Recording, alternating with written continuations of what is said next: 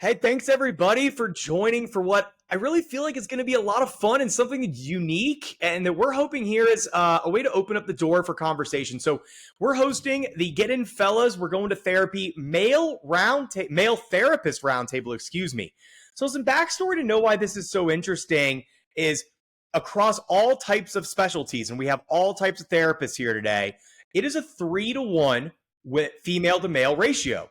Probably doesn't surprise anybody listening to this. The whole point of this podcast, after all, is that men aren't in therapy. Why on earth would they be therapists? So I felt it prudent to gather up a bunch of fellas of various types of therapy specialties and talk about what it's like being a male therapist in today's day and age and the culture as it is and as it changes. So I'm going to introduce everybody, and then we're going to get into the nitty gritty. So a brief introduction as we go from my stage right to stage left. Luis Herrera is an LPC. He'll tell you what that means. Him and I met working at my old job at the Eating Recovery Center. So again, that's high-level residential treatment for eating disorders.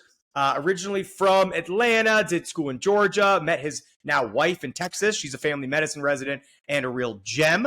So they're both people who care a lot. And the real reason I respect Luis is overall, he has it in him and wants to do a lot of community mental health in his career. So great guy. Grant Salata, who, if you're a loyal KGB, you'll recognize from the episode with AJ where we were doing behavioral chain analysis. Thanks for joining us again, Grant. He is an LCSW, also employed by the Eating Recovery Center and also has his own private practice on the side. He's been in this game about 15 years. Lee Hockman, PsyD, not PhD, he'll tell you the difference, is a psychologist here in the Denver area that I met through a friend, another psychologist, when I was looking for male psychologists to join this roundtable. So Lee works in private practice. I'll let him share more about his specific interests and the other kind of specific interests that psychologists have, but he's been in the psychology game for 25 years. So we have a lot of experience. We have different types of career paths. I'm a little... I've had a few more years than Luis. Grant's had a few more years than me, and Lee's had a few more years than Grant. So we're in a nice position to think about this from a lot of angles. Yeah. Gentlemen, your first task, it is a alphabet soup of confusion for people to know the difference between their therapist. I get called a psychologist. I get called, a counselor. We all get these terms confused. Luis, start us off. What do your letters mean? How does an LPC get their degree? What do they do best? What do you want people to know? So I will start by saying I'm actually in the state of Texas, an LPC-A, and in the state of Colorado, an LPC-C. Okay. What that means is that I'm provisionally licensed. I in the process of switching states, actually interrupted the collection of all of my hours. He's modest. He's going to be all of our bosses someday with that same smile on his face. So don't let him fool you. I have not dropped off the last letter to become a licensed professional counselor, which is the breakdown of an LPC. Essentially an individual who becomes a licensed professional counselor goes to a master's of counseling program for somewhere in the 3-year average range. Sometimes it's a little bit longer. I would say most of the times it's not much shorter. That's how long the master's program takes, right after undergrad. The master's program will take, with the last year being almost completely clinical work. Mm-hmm. And then dependent on state is a collection of supervised hours. So in the state of Texas, it's 3,000 hours. And then for your subspecialty, if you choose one, so many hours need to be of a specific kind, right?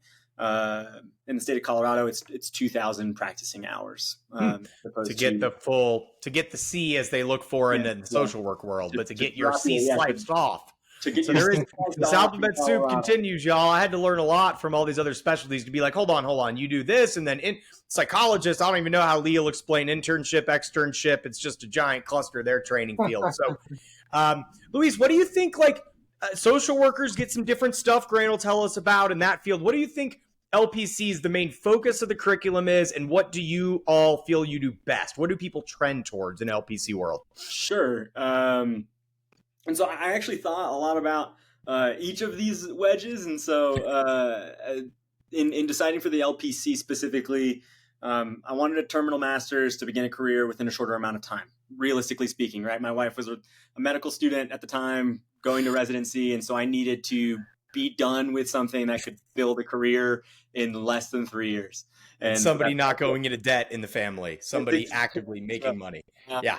So with that said, LPCs, right, counselors, people who have masters of counseling, I would say what they are trained in is clinical practice without the ability for assessments, psychometric assessments, more so diagnosis and evaluation, probably not specific training in that, right? Yeah. So individuals who masters in counseling, you'll see them for psychoeducation, processing, and practice. That's realistically what you're seeing an individual for. So your wheelhouse is somebody comes to you diagnosed. You don't like it's not in your wheelhouse to look at the DSM and do whatever nonsense we have to do to make official diagnoses. I think it's fair for an individual with my credentials and training to look at the DSM and make their own assessment.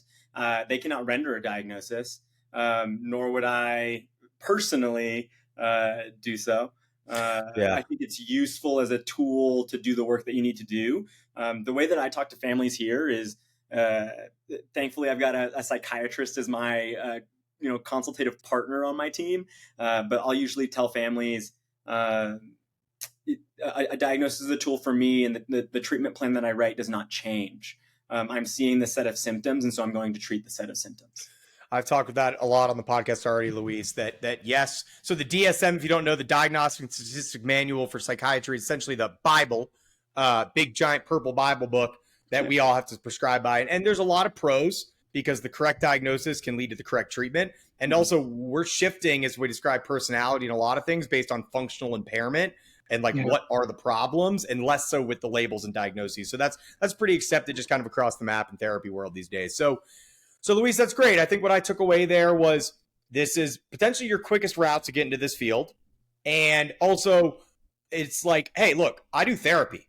The patient comes to me, they tell me what's going on, and we dive into doing therapy stuff. I'm not going to do like an assessment for autism. I'm not going to do necessarily diagnose somebody with ADHD. I might say to this person, hey, you got bad ADHD, man. I never told you that. You probably need to go talk to talk to your PCP, talk to a shrink or whatever, So I get that, So you're going to know stuff because you're smart and you're going to learn. But some things are out of your wheelhouse. That's exactly right. Grant, let's kick it to you. So Grant is an LCSW and unfortunately a Michigan grad, as you all remember. So that is something we'll just have to deal with. You brought that back. I knew you would. I was like, do I need to go get my hat because I know Grant's going to bring his? You were just waiting for that moment. That's good. I appreciate that. That's fine. This might be a rebuilding year, so we won't brag too much today. Mm-hmm. I can't believe I had 2 Michigan people on back-to-back in 3rd and 4th episode. That was brutal. Oh, bad, yeah. All right, well, take us away, Grant. What do you tell us about LCSWs and excited to learn. LCSWs, you start off getting your master's, so you get an MSW. So usually you get a bachelor's in psychology or human field of some kind. You can actually have pretty much a broad background to get into the social work, but they want to see volunteer work. They want to see that you're actually dedicated to getting into the program. So you got to kind of, build up your resume when you want to get to grad school. So I went to Michigan for my MSW and specialized in family systems and interpersonal relations. So I always felt like families were the issues were, but learned more than that as I work with adults too. Yeah, so that's cool. So I didn't know much about you specialize when you get your MSW. So you pick a track of sorts? You do pick a track in a way. Interpersonal relations is kind of a broad track. And like for social workers, they've been around for 125 years, social justice and, fighting for the poor, fighting for the underrepresented. So there's sort of an old history to social work, kind of like helping the downtrodden and helping those who don't have enough and sort of this field. And also I went in to get my MSW because you can go into a lot of stuff with your MSW. You can go into anything from private practice to, senior citizens support, foster care. You can do a lot of different things with the MSW. So I did mine with children and adolescents. So and then I had to do the same thing as Louise did, get my master's and then do the hours, 3,500 hours of supervision. And have somebody sign off on you every week. So it's a lot. I mean, there's that Yeah. internship, and you really want to bounce around though. If anybody's here is looking at it, you want to kind of like, because if you kind of pigeonhole yourself and you find out you're not really a fan of the area you picked, you want to do your internship at different areas. So that's one thing I learned. Yeah, totally, and I respect that. So, what do you think LCSW? So if you're not keeping track of what Grant said, right? Like social work. These are people who, prior to being therapists, were really just about supporting people. Hence the term. That's where it came from. Right. So, where do you think because again, there can be social workers who work for DHS or any of the like different things. So, Yeah. how does one decide they want to go clinical? You again had to get all your hours. So what do the people who go clinical, what do they tend to lean? Do you think there's like a trend in which social workers decide to go the clinical route? I think, just to be transparent, a lot of them want to do private practice and make some money. So there's sort of this private practice kind of, I'd say half of my classmates, there was like 350 classmates I had at Michigan, and half of them talked about private practice, but the other half talked about social justice and working for this, the cities and the nonprofit organizations. So there's sort of this mix of which direction people want to go. And you just kind of have to play around. Like I said, I mean, I did an internship at a homeless shelter. I did an internship at a child protective service. And so I kind of wanted to get my feel for things. Also, you want to get a feel for how people are treated in those areas. Like child protective services, you have like 60 cases at any one time. And so you're really overloaded. And so it's a challenging field to go overloaded and underpaid. So, yeah, social work, I think, sadly, Grant, to your point, you kind of bring up CPS a lot. Like, I wonder if that's not the most common thing people think of when they hear the word social worker. I think so. Yeah, I think CPS. I mean, I've called CPS many times. Not that we're all required to call CPS, but it almost feels like it's kind of drilled in you when you're in graduate school, like, and it changes. The criteria changes too. So it is that social work history is childcare. Yeah. And so to before we kick it over to Lee, thanks, Grant. The term that he just referred to, Grant referred to being a mandated reporter. I'm sure a lot of this audience understands that term. That's anybody, so that's including teachers, doctors, anyone in healthcare, and any therapist type, where if they feel that someone's safety is in jeopardy or there's abuse going on in the home, they are required to call that in and have at least a cursory evaluation done. So that term being a mandated reporter is hard. Because you build a lot of trust with your patients, especially the younger ones. And what do you mean you're going to do this? Like, oh no, like my parents are going to be, and it's, so we, just so everyone knows here, I know I don't, you don't take that lightly. When you make the call, it can mess up your relationship with the patient, your relationship with the parents. And to remind everybody out there that, look, there's not enough foster homes. There's not enough, group homes for kids or adults. Like, the goal is not to take your kid out of the home. No. Because and what it really does is it fast tracks government services into the home, which is important. But of course, the term child protect, CPS, social work, all that stuff scares the crap out of people. And to some extent, probably rightfully so. I don't want to say that it shouldn't scare people because everyone's had their own experiences, but knowing that we don't take that kind of thing lightly, because we know what kind of an impact it can have. Yeah, and a lot of times I'll call them for a consult. I'll say, hey, I got a case like this. Idea. What do you think about this? And they'll say, well, we'll just, we'll jot it down, but we're probably not going to follow through with it. So it's a one service that a lot of people don't know about, is that consult. They'll just check into. Good idea. I could see myself doing that for sure. Lee, thank you for your patience, my friend. Lee is a PsyD. He's going to tell you the difference between the different types of psychologists, and he's an experienced man. I'll let him take it away. Thanks a lot, Steve, and thanks for having me on your show, man. So two tracks to becoming a psychologist, really. The one that I chose is called a PsyD. That's a program where you get training primarily in clinical work. So it's super applied. It's super practical. You're doing clinical work from day one through year 5 of your training. Okay. It could be 4 or 5 years. It's either 4 or 5. And I'll give you the breakdown in a sec. So a PsyD is really practical, clinical oriented, really loaded on therapy and assessment or whatever your area of interest is in. Some psychologists come out of a PhD program. So they're studying clinical psychology. but they're also very heavy on doing research. And some some PhD clinical psychology students might decide to go into clinical work and work with people. Some might decide to become professors or teach or do research or run research protocols at like the NIMH or at clinics or VAs around town where they're just helping with the research and the rigor of running a protocol. I agree, Lee. A lot of psychologists, to me, just my experience, and I know you've got a lot more psychologists do a lot of stuff, really are not gunning towards, but are tracked for being leaders in programs. And that's a lot of what I've experienced. So within the VA system is a good example, community mental health often, because psychologists get a very wide breadth of training that they're often geared up for that kind of leadership. Yeah. So they could get program evaluation experience, and certainly they'll get understandings of group dynamics, program evaluation, so that they can be leaders in organizations. I think it's important to note that the main unique thing that psychologists get trained in addition to lots of overlap with Louise and Grant, we all get training in therapy and therapy models and group therapy, couples therapy, family therapy, individual therapy.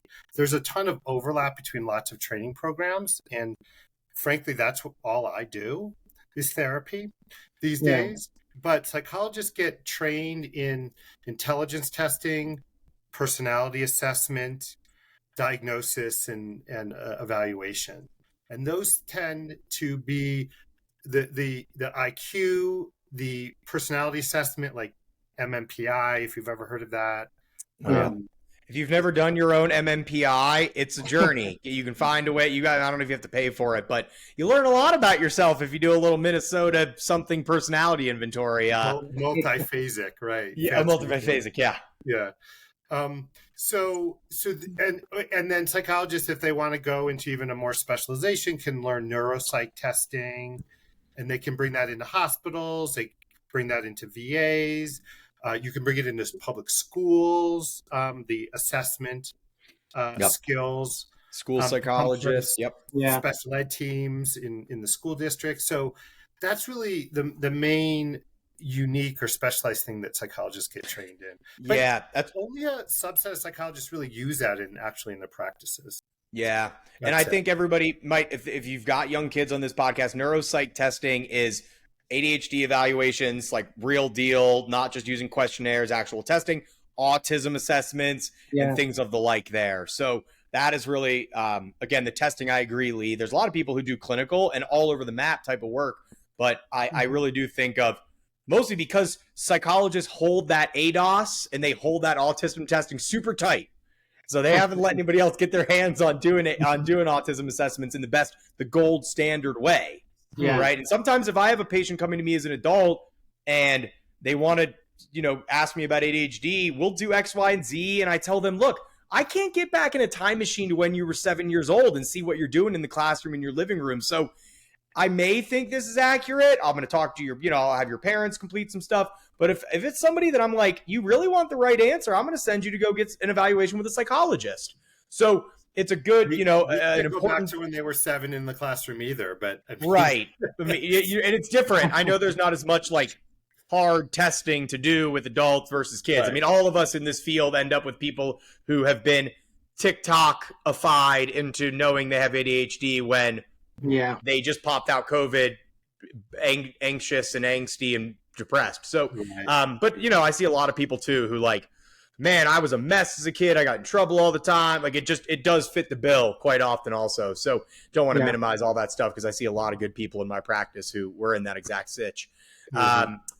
So Lee, I really like that. I think also worth a detour is, Lee is a clinical psychologist, which means he does therapy. He is in the same game as us. You can be an organizational psychologist, a social psychologist, business, I forget what it's called. There's all sorts of different, and that's what Lee was saying was if you do a PsyD, that's what you're doing. If you do, and then there's different programs, but you're not going to start in one and pick the other. So you might meet a psychologist and you're like, oh, what kind of therapy do you do? And they're like, oh, I like do customer satisfaction surveys and look to understand like why people are buying certain things. And it's like, Oh, that's right. Yeah, not every psychologist does that kind of therapy. That's right. So, and it's interesting because it's definitely thinking about psych. It's still thought, If people are promoting themselves as, in private practice or therapists, obviously they're going to be clinical. But there could be people calling themselves psychologists who are IO psychologists, like you said, that are working with an organization to do better selection for their employees, for instance. Like you're saying, or there's people that do executive leadership and work within corporations or companies doing, like you're saying, more of the IO. And I have good friends who do each of those things. Yeah. But if you're looking for therapy or looking for help, and it's a psychologist, you're going to find a clinician. Yeah, nobody without that training, because it's not what they want to do. If they wanted to do that, that's the path they would have gone down. Yeah. So this brings us great transition, Lee, to talk about like what some of your friends do and the way they've gone in their life. Is we wanted to start this off in more of just like the free flowing questions that we think people could be interested in, or heck, I'm interested in from all y'all's perspective. First question is, we again, men, no gripes. It's just the way it's gone over decades. We are outnumbered in this field. All types of therapists, psychiatrists, and psychologists skew a little higher than this number, but across all spectrums, it's 75% women, 25% men. Wow. Is what it is. We could all, but I want to ask from your perspective, guys, what do you think contributes to men not filling these roles, to men not being gravitated towards these industries? I mean, it's a great question. I mean, I had to really come around full circle because I was in the science field and I thought, this wasn't fulfilling. And I always found myself doing volunteer work or doing something that was kind of like connected to people. And I think that's where it takes time. I think through your 20s, you're like going, you're almost like trying to find yourself, not to put men in a box here, but sometimes in my family anyway, we're kind of late bloomers. And so there's sort of this like, all right, by the time I got to 30 or so, I was like, look, you had that kind of inner something. It's such a separate good point, Grant. Like we ask undergrads, 18-year-olds to pick their future. And then in medical school, you're asked to pick your future at age 23 when you're a second or third year student. So it's like, to hell, we're talking about this on the podcast. These are the ages where men are the worst with their emotions. So why on earth would they go down this track? I never even thought about becoming a psychiatrist when I went to medical school, but I'd been an elementary school teacher. I'd been a person who liked to talk to people, and I had to get all the way into my rotations to be like, God bless pediatricians. They are the busiest people on earth, and bless them. It wasn't what I liked about being a teacher. And then I learned psychiatry and was like, oh, cool, this was an option the whole time. I never would have thought about it. Yeah. I never was in any sort of therapy. So how on earth would I have seen it as something that was a model or something that I could have done? Stephen, do you see that there's a lot of, is the ratio for women to men in psychiatry skewed the same way?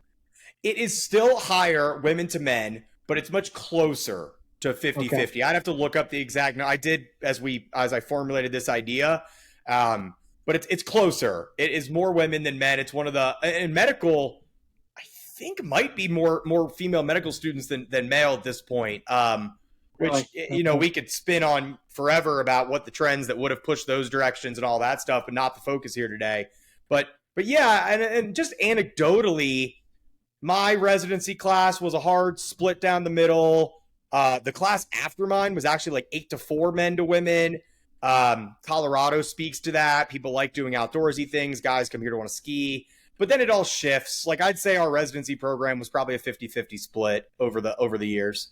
Oh yeah. Okay. And then I specialized in child stuff, which once you get into any pediatric specialty, Grant, Luis, and I are all in that game. It then shifts even harder into another direction. So as an example, and we're going to touch on this, Luis, Grant, and I have all worked in eating disorder care, which, hey, we're going to learn men struggle with this stuff. It's different. And I don't want to say it's not as bad because that's not fair, but it's different. And women, obviously, with the eating disorder and the way the world treats their bodies and whatnot, it sucks. But we all were in Luis, until you showed up, I was the only XY chromosome that was either therapist, dietitian, nurse, doctor in that building. And it was, and again, like it just was. And it, as I think about it, like it definitely impacted not how I practiced or treated any certain patients, but how I behaved. I remember thinking like, I'm 100% surrounded by women, and I, not necessarily not be myself, but like, you better just mind your fucking tone. Like, just make sure you understand that you are the one person here that has had a different experience than most of these other people. And the patients in eating disorder care were predominantly female, right? The teenagers were more girls than boys. So just in that way, it's not something I think about as much anymore, but I thought about it a lot then. Not to be reductive, right? But the caretaker role, right, often gets kind of pigeonholed as a more feminine trait. And to be honest with you, I think that the skills I gained in my undergraduate and graduate degrees were skills I just didn't even have until I started them when I was 20 years old. I was a bad listener. I was a bad communicator. I was ineffective at those things. And I went into school believing I was going to study physics because math made a lot of sense. I could find a solution to something. Yeah, right. I'm really good at solving those problems. You were more of a rational-minded computer brain than but now I know you, Luis, is the emotionalist, sweetest boy, and so it's great to see that you've shifted. What's fascinating, right, is I learned from a young age that the charisma was my way to survive. Humor was my way to survive. Like connecting with people was my way of getting through. Mm-hmm. And so then it took me 17 years later to realize I can turn that into a job, career. Which is so to see you as a physician or a mathematician would boggle my mind, knowing how you are with people. Luis, this is an overstep for me, but I'm curious. So Luis is first generation. I'm going to remind myself, family is from Guatemala? El Salvador. Okay, we can cut that part. No, we shouldn't. No, I messed up. Right next door. No, so do you feel like that impacted? Luis's parents are so nice. They produced this great guy. But do you feel like the immigrant mentality or anything like that impacted your likelihood or your trajectory? I think I'll dip back into this very conversation probably towards the end of our time as I kind of looked at our session notes. So okay. I'll mental note that. Yeah. Reflecting on my parents' decisions from when I was a child, I am fascinated at the trajectory that they took in parenting me that I believe is pretty different than other immigrants' standpoints. Yeah. I think that, a staple of the 1.5 gen kid, right? That immigrant child experience is the burden of your parents' sacrifice, and feeling that your life is in repayment of everything they did. We could spin off on what would a Hispanic family group say about this profession versus an East Asian or Indian family group? It would be, and again, we're all mostly one sect here, so we'll stay off it. But we could all imagine what those would look like, and they'd be different for all those different reasons, different religions, different cultures around mental health. It would all look different. So to land that idea, right? I think they did something very fascinating, which is that they pushed me toward two concepts. One is just finding fulfillment in general, and then viewing career as a tool as opposed to a source of the fulfillment. And so I was pushed to believe, my dad moved to the United States and he's been cutting grass for 30 plus years. And he's, worked at the same landscaping company, kind of made his way through. And my dad was, he was about to work in large scale agriculture for the nation. He's brilliant. He's a brilliant man. And from the standards of this country, right, he cuts grass. And so, and so he, from a very young age told me, you're going to understand the value of the dollar. You're going to understand that you can have any job and your life is going to be fine. You just need to figure out what meaning you make of how you use your time and how you use those gifts. And so that really freed me up to not be a physicist and not be a doctor and not be a, MBA working in, consulting. It freed me to be able to say, I find a lot of passion and worth my ability to create formative relationships in this way. And and I don't have to, have my fulfillment hinge on that, nor do I have to have my finances hinge on that, nor do I have to have my, all XYZ, name that thing. And so that's been really freeing for me in my role as a man in life, just kind of knowing that I'm okay at doing this job, Lee, I'm interested in your thoughts, because I think that the thing that, as much as I see my education and learning, I mean, the medication piece is separate for us. So, I realized I didn't really give a track on what psychiatrists do. We go to medical school. That's 4 years after undergrad. And as Grant pointed out, you got to do a bunch of BS to prove that you're good enough. And then your third year of medical school, you decide what specialty you're going to go into. I thought pediatrics, ended up in psychiatry. And then it is 4 years of psychiatry residency. And if you want to specialize in kids like I did, you do 3 plus 2. Slice off 1, add 2. Other specialties of psychiatry are forensics, which is as cool as it sounds. You get to do jail work and court work, addiction, geriatrics, and consult liaison, which means you work in hospitals with medically sick patients. So, Lee, the reason I was thinking about that was, I think it's certainly a perception of psychiatrists and psychologists. There's a status that comes with those titles because you're a doctor. Do you think that shifts more men into that field? Maybe the research interest shifts more men into that field. What's been your experience? Yeah, I think so. Although, because I had a clinically oriented degree, the PsyD, I think it's sort of like the probably a little bit of the wicked stepchild of the PhD programs. So it has less status as a result, because it's more leaning towards, in quotations, just being a helper. Yeah. It's back to the status of, so my program was about 2/3 women and 1/3 men. My internship, which was 4 students, I was the only male. Yeah. No. Out of 4. My early jobs, I worked at a elementary school. I was the only male on the special ed team. I worked at a agency called Catholic Charities. I think we had 12 to 15 therapists. There were 1 or 2 men.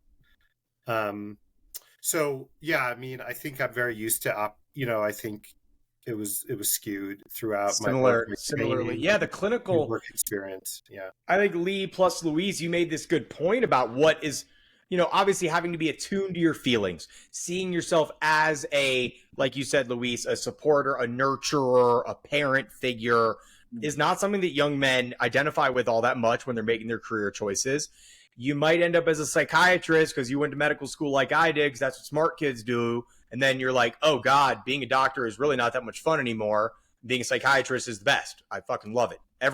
These other specialties just weren't for me.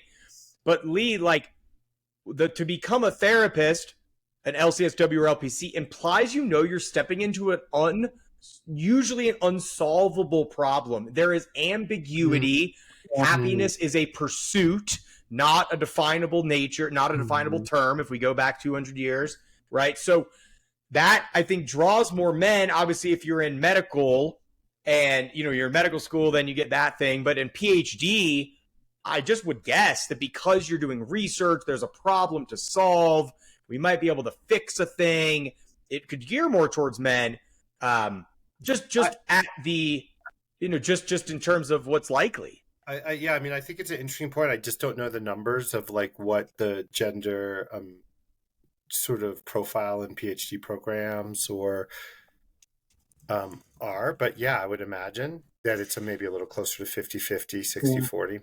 I was just curious if any of you guys had to do therapy as part of your program, to actually do therapy. I mean, we had to go through 2 months of therapy with one of our senior clinicians when I was in our program. Oh, really? Within your program? Okay. Yeah. It was not required in my program. It was sort of highly encouraged, but informally, I think every single person I know is in therapy during grad school, including myself, for years.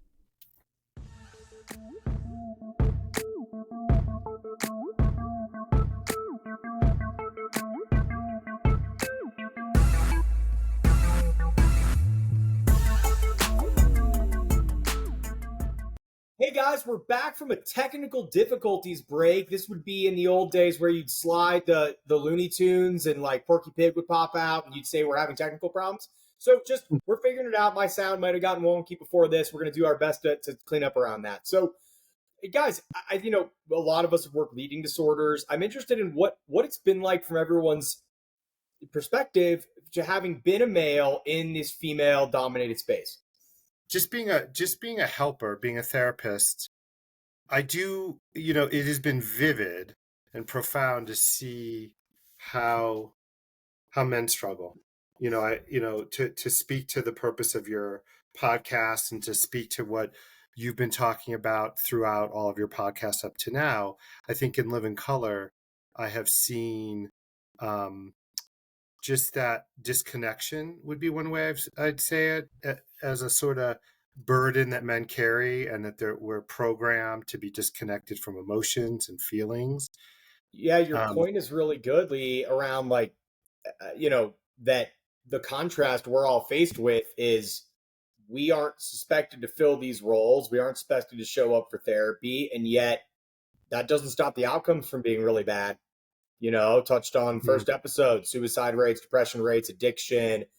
Men are traumatized like anybody. Physical, emotional, sexual abuse in childhood is not gender specific, and it impacts people. And so, to your point, it's this like I would like to say a lot that this is shifting over time and the vibe is shifting, and yet I think that's hard to say. I think that's hard to say for sure. And so we can all hope. Maybe we'll see those numbers come closer together. It's like the one. They talk a lot in therapy about intellectually knowing something, but not emotionally knowing it. Yeah. And I think we're at the intellectual phase of changing sort of the gender box and the rigidity of the masculine role. I think we intellectually get it, and there's great dialogue in our culture, and at least expanding dialogue that's trying to loosen up this, but we're way slow at emotionally getting it. Yeah, we're sure. Still right at the beginning. And it's in both ways. I think that like dating is a great example of like, we'd love to be shifting towards some sort of, an equality picture, but it's still like men as chivalrous is still seen highly upon. And it's great. There's nothing wrong with that. Right. I mean, just like women, there's still a lot of women out there who want men to be their protector, when really the most emotionally attuned way to stop, to interject if somebody's hitting on your girlfriend is to not punch them. That's not, but that's still what a lot of people seek. And that goes on to just point out that this isn't just a male specific thing. It's still trends in our society. And you're still seen as a hero if you punch out that dude who's like disrespecting your woman by saying hello and also showing interest in her. So it's an interesting construct that we still deal with. Luis and Grant, you have worked heavily in fields. Like I said, Luis was the second male clinician to show up when I was there. What's it been like? Do you think you have to act in a certain way? Does it impact how you treat your patients? Anything along those lines? I mean, for me, I'll just jump in real quick here, is just working. I mean, I'm definitely a person that likes to work by myself, and I don't know if that's a male-oriented thing, but I have learned over the years to ask for support, ask for help, and I think that's one thing that I've taken away from working with women around me, is that there's the verbal IQ for me and the emotional IQ was lower 10 years ago, and I think that influence has been really powerful for me. And I didn't come in at the same level I am now, obviously, but it's sort of like just learning that, being able to express yourself and also not step on toes too. I think there's another piece of that too. I mean, it'd be great to have more, guys like Luis and Lee in there too. It's just a lot of my friends are working as engineers and computer tech guys, and they are just not into it. And they always ask me, how can you listen to people all day? How can you sit there and, doesn't it just bother you, just to sit there and listen to all that all day? And can't people just get it together and power through it? It's almost like this mentality, How do you answer that question, Grant? I usually say that I like connecting with people. I really do. And I like giving people hope. I like, family systems. I'm really into family systems and helping the whole family kind of do that new dance that they're going to work together, the new normal. I don't know. I just kind of got into a groove with it. I tell people I'm wired for it, which goes up against, I had Dylan on a few weeks ago and we talked about wise and rational mind, emotional mind, wise mind. And like, there's all the perception of what the gender roles around that could be, which again, data would probably have them skew in one direction or the other. But like, I popped into this world fully emotionally minded with barely a rational thought in my head. And people are like, how do you do this? And it's just like, I feel wired for it, and so it's just an interesting thing that your friends aren't, and that's okay. And also we see in a ton of marriages, like the opposite trends, a more rationally minded wife with a more emotionally minded husband happens all the time. And it's also a good match if you're communicating well and learning the strengths and weaknesses of each other. So yeah. Luis, what's it been like? This is your first job out of training, right? First full-time gig? This is it. So I actually, before moving up to Colorado, was in outpatient ED work, and a lot of my patients were, on their way out of inpatient work, and so knew that I could make the way there and kind of round out the eating disorder experience, and working at all levels of care from inpatient all the way out to outpatient. Yeah. I was writing down things as y'all were going through. And I'll preface by saying, I don't know that I am the same as you both, in that, I mean, actually, Stephen, you kind of mentioned it a little bit, but I think I was a little bit emotionally inept, actually, for a majority of my life thus far. And I have had to garner and practice those skills. And I think I attached them to what I guess I just thought was a good personality, maybe. I don't know. Luis, you heard this in my introduction to this. I was emotionally minded in that I was explosive, angry, and had temper tantrums through my life. Sure. Now, that does not mean I was good at it. It just means that I was clearly somebody who was going to be, doing those things, not as an engineer, not as a mathematician. Like, that was never just going to be the path. Just my temperament.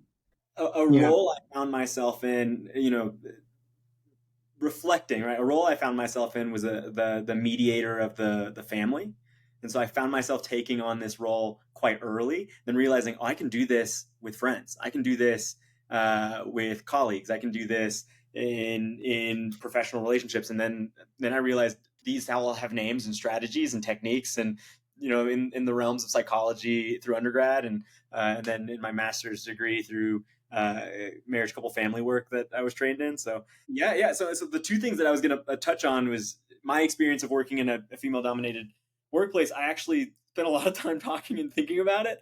The two things, I think, one is, because I think I'm a bit emotionally inept, sometimes I found myself a bit discouraged because I see and experience very difficult things on a weekly basis. Mm-hmm.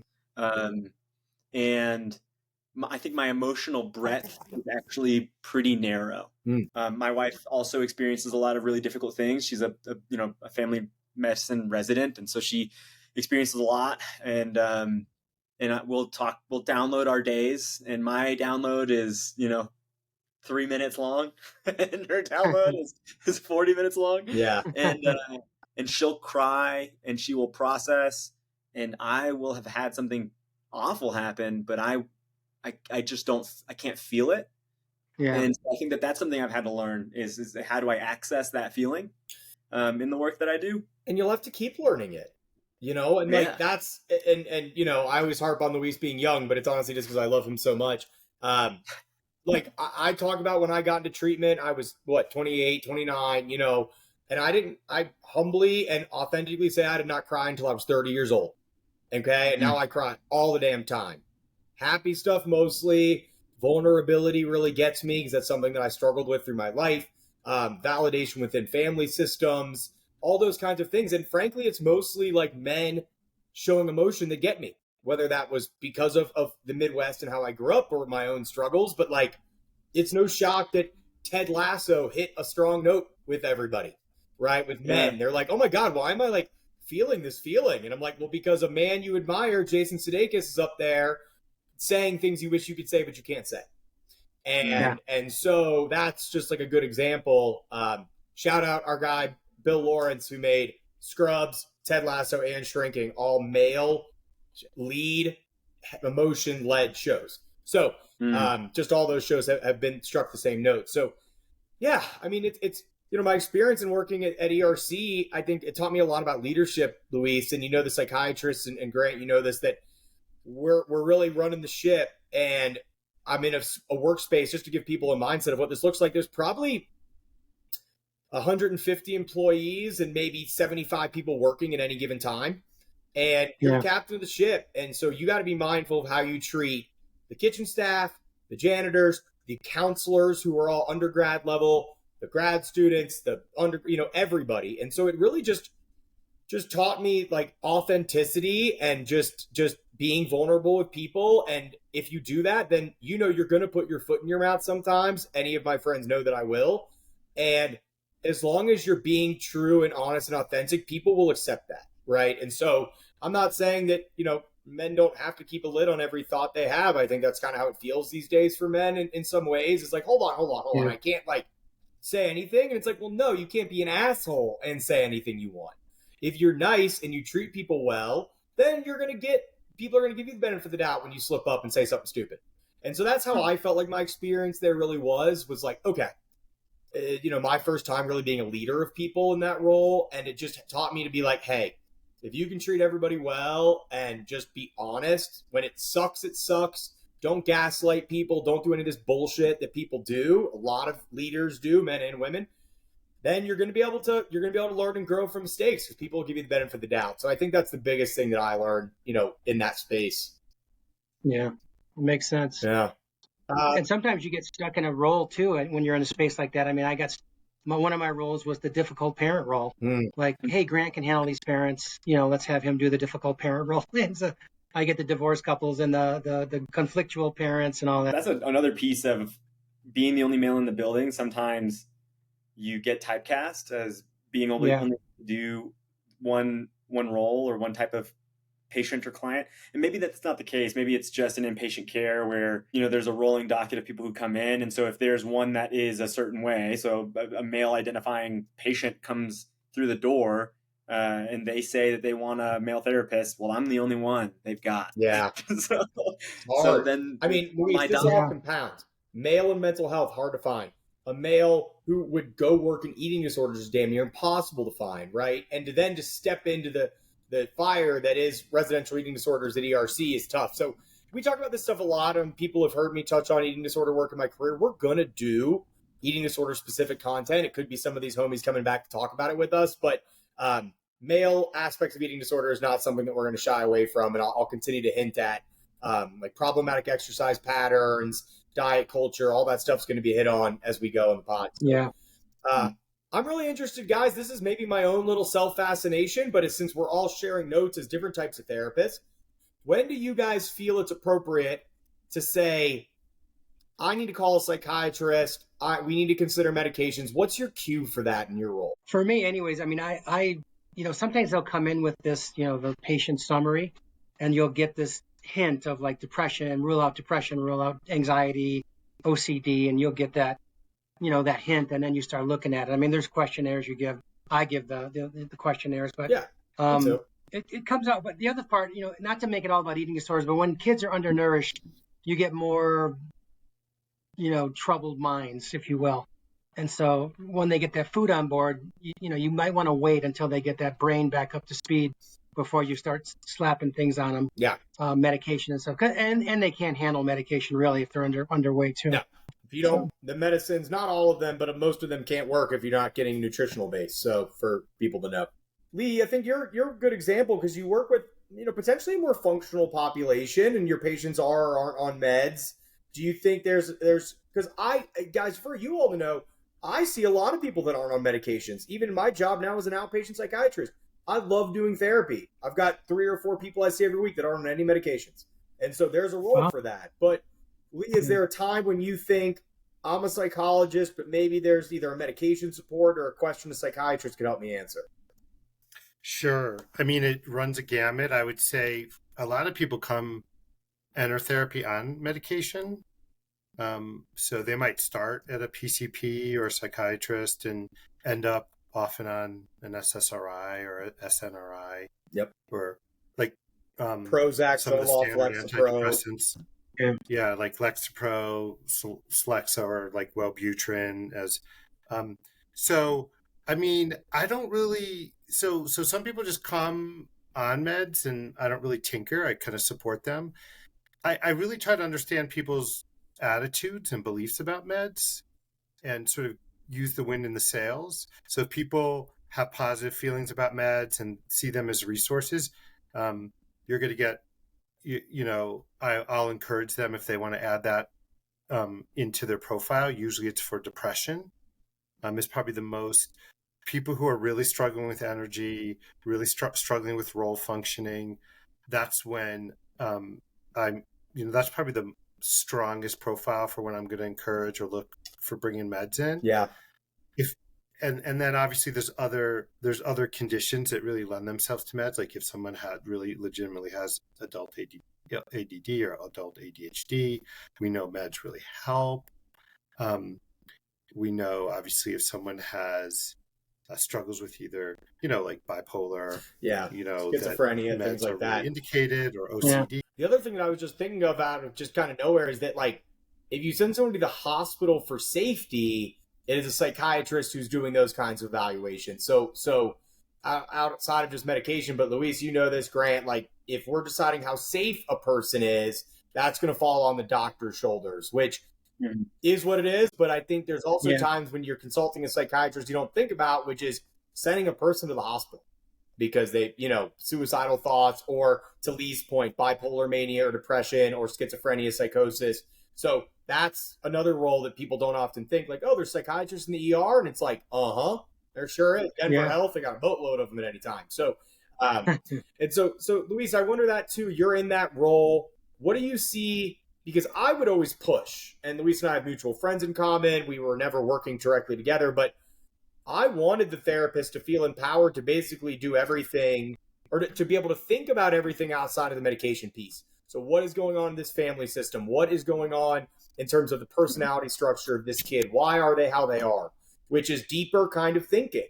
So do you think outside of medications, Luis, there's things that the psychiatrists you've worked with seem to have been trained differently or think about things differently? Because psychiatrists get a pretty unique set of therapy skills taught to them throughout the training. I've got two thoughts that come up. I always think of consultation as if there's a persistent or worsening symptoms that can better be explained by something else. Okay. And so truthfully, I just go consult because I don't know what that better explanation is. Yeah. Like, sure, I've got a window into family. I've got a window into rapport with the kid. I see them more. I do the check-ins, and then I can provide all of that in summary to another person who has a completely different skill set. And then my RD can tell me one thing, and my psychiatrist can tell me another registered thing. dietitian, right? And so I spent a lot of time psychiatrist's office asking them questions, saying, "This is what I was just dealt. What do you make of this?" And then they can possibly say, well, actually, I just changed this around, or this was in their history. And so perhaps this, is an informing factor or a moderating factor to what they're experiencing. Right now.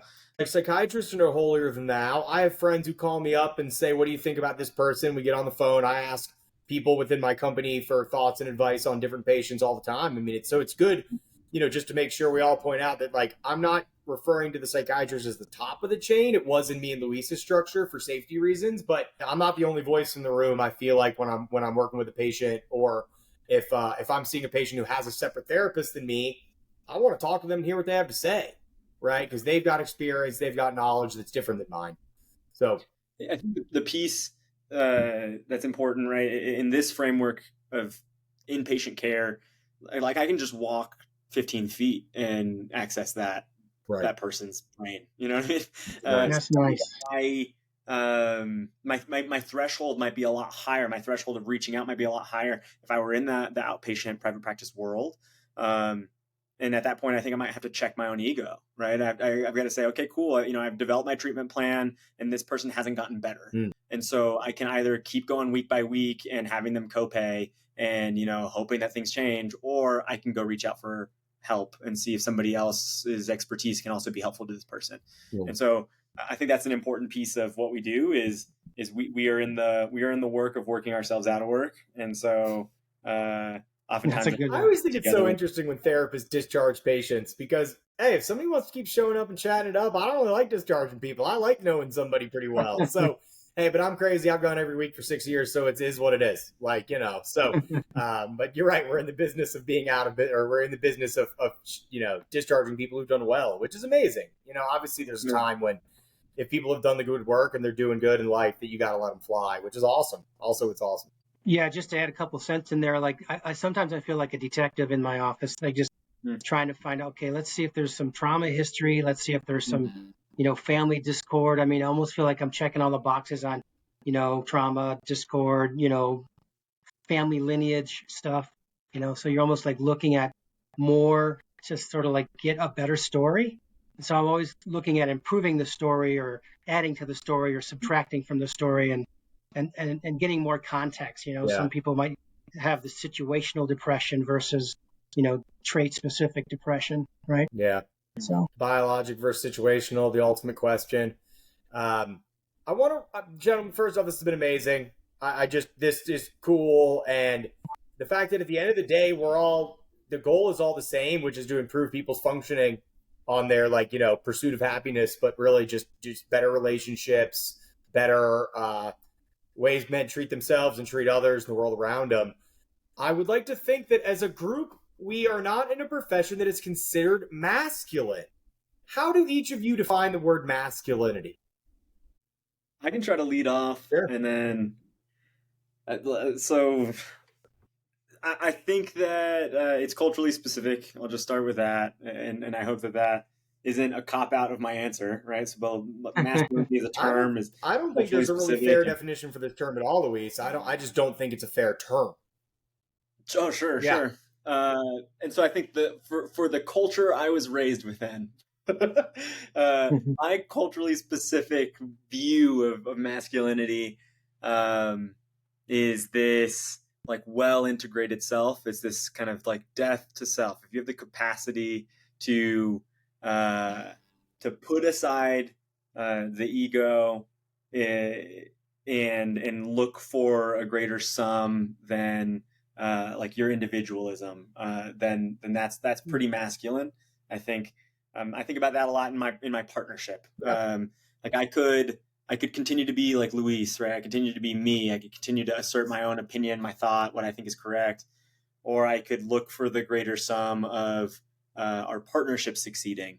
And I think that ability to sacrifice is a pretty masculine thing to do, is look for the greater sum. I like that thought, Luis. If men are so masculine, and if a core of that traditionally is we're right and they're wrong, whether that be other men or women, then why can't we get the fuck out of our own way?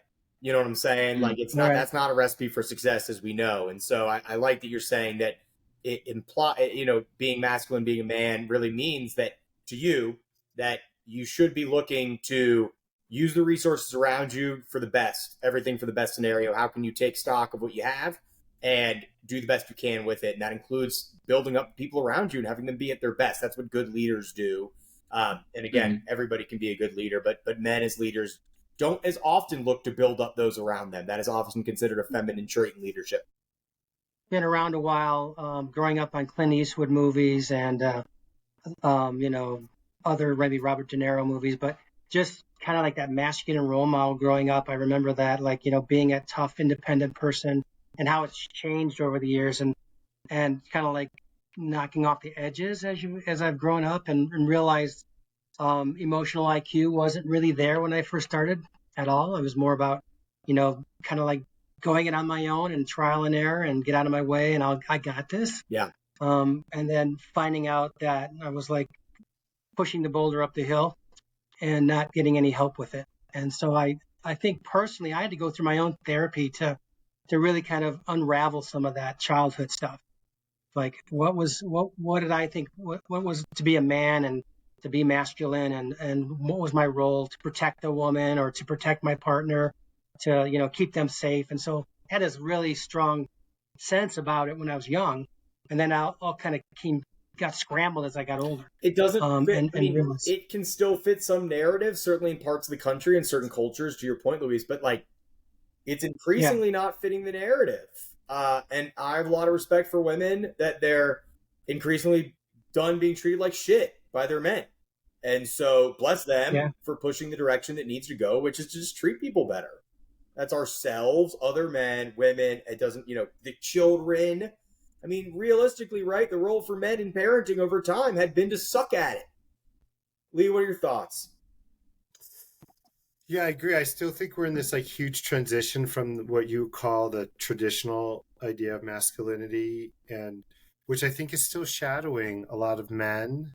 And I see it, which is, suppress your feelings. Anger is the, only acceptable emotion to express.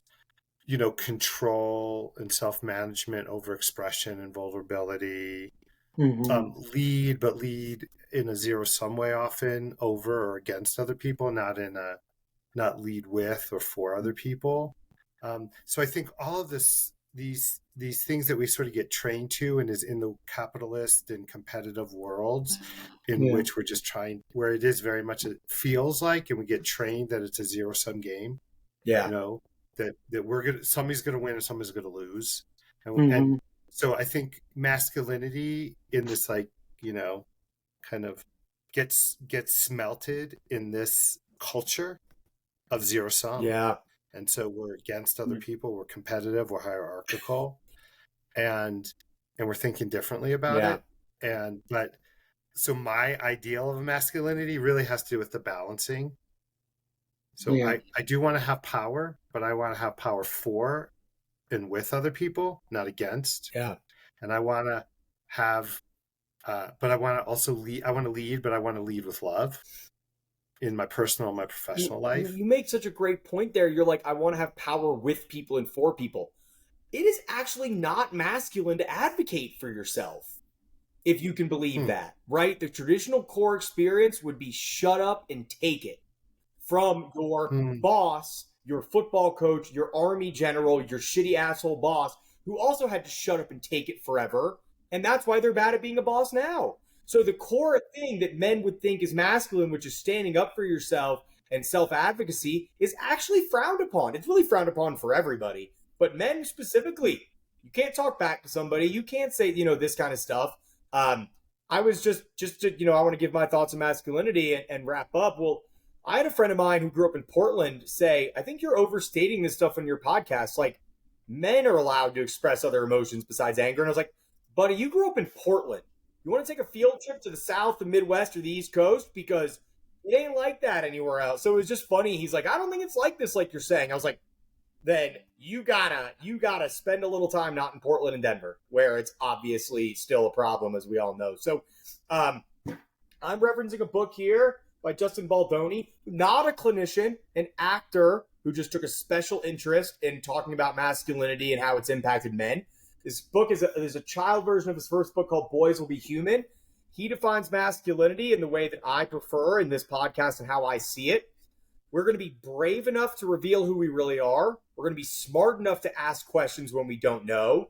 We're going to be cool enough to feel all of our emotions. We're going to be confident enough to know our self-worth. And we're going to be strong enough to speak our truth. And if you're somebody who's sitting there listening to this thinking that men are able to do all those things, again, I don't really think you're paying attention, because most of those things are not taught to children. They're not taught to men, and they are not really ways that men are taught how to succeed. So that's what we're shooting for here. I'm not trying to feminize men. I'm just trying to say, hey, don't y'all want to feel less shitty? And this is the way it needs to go. Gents, what a great time. This was super cool. I look forward to other ways of having you on and any other ways that'll be helpful. So thank y'all again, and have a good evening. Crowd, audience, we'll see you soon. Thanks, Stephen. Hey, everybody. I wanted to wrap the show this week with another special thank you to Lee, Grant, and Luis. Just what a nice time that was. I think we'd really love to do something like that again as the show goes. Just really meant a lot to get men together, men who have different experiences. Grant having worked outside of mental health, Luis in the immigrant story, and just really talk about what we love about mental health and what men could really benefit from sinking their teeth into this stuff. So thanks again, guys. What I also want to do is talk about what's to come here on the Get In Fellows podcast. So we are now wrapping with the DBT block, and thanks again for this Male Therapist Roundtable episode. Next week, we're going to start the Psychodynamic block of episodes. And what psychodynamic therapy is it's the kind of therapy you think about when you think about therapy. That's Freud shit, we're going to call it. So the idea of therapy as this long-lasting, ongoing pursuit, understanding the why of how we do things and why we do things, understanding how our experiences in our childhoods play into our adulthoods, development, defense mechanisms, what's going on up in our crazy brains. What we've been doing so far has been more skill-based things. Yeah, DBT, behavioral therapy, cognitive behavioral therapy. These came later. This is the original stuff. So you're going to get a history lesson around that stuff, why it's important, why it's different, and how it all happens in front of us in everyday life. So we're going to use a lot of pop culture references, TV, movies, and music, as we always have, to otherwise teach you really rather complicated things. Okay, so this is the kind of stuff that you're going to hear a lot of clinicians come on. So friends of mine and other doctors and psychologists and therapists, this is the shit we fucking love, right? So get ready. It's going to be a really fun few weeks. And then following that, we're going to season 2, baby. It's going to be time. No break in between, nothing like that. We'll stay consistent for you. But we're going to go from concepts. So the type of therapy, the type of thinking that I need you to do, that we need you to do, to otherwise put the skills into play. From there, we're going to go into life concepts, blocks that are based around things that are more relatable to your everyday life. Addiction, parenting, schools, dating. They're each going to be blocks that have episodes within them. Okay, so get ready for that. It's going to be really fun, and I think it's going to be more of the format that people are probably expecting from us long term. Otherwise, y'all, what a ride it's been so far. We're smack at the 3-month mark. It means so much to me that everybody's been listening, and the growth we've seen, and the growth on our part too, just trying to do better by y'all. So get ready. We're going to be doing cool social media, new stuff coming to you with this new block. So really looking forward to it. And thanks, everybody. Let's all remember, we're going to be kinder and gentler out there in this world, and we can really make a difference. All right, I'll see y'all next week.